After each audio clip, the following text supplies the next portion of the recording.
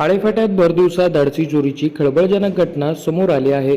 अवघ्या काही मिनिटातच चोरट्यांनी तब्बल 4 लाख रुपयांवर डल्ला मारत नागरिकांच्या सुरक्षेचा प्रश्न पुन्हा ऐरणीवर आणला आहे।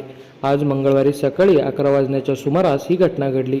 वडगाव आनंद येथील दत्तात्रय तुकाराम वाघमारे हे वैयक्तिक कामानिमित्त आळेफाटा येथे आले होते। सेंट्रल बँक ऑफ इंडियाच्या शाखेतून त्यांनी 4 लाख रुपयांची रक्कम काढली। ही रक्कम त्यांनी आपल्या स्कूटीच्या डिक्कीत ठेवली आणि जवळच असलेल्या गोमाता पतसंस्थेत कामासाठी गेले।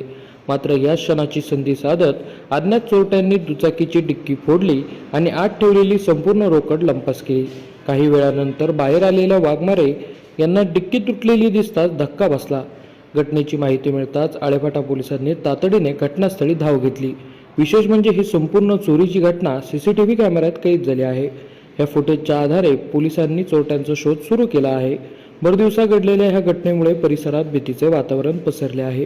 दरम्यान नागरिकांनी बँकेतून मोठी रक्कम काढल्यानंतर ती सुरक्षितपणे स्वतःजवळ ठेवावी आणि कोणतेही संशयास्पद हालचाल दिसल्यास त्वरित पोलिसांना माहिती द्यावी असे आवाहन करण्यात आले आहे।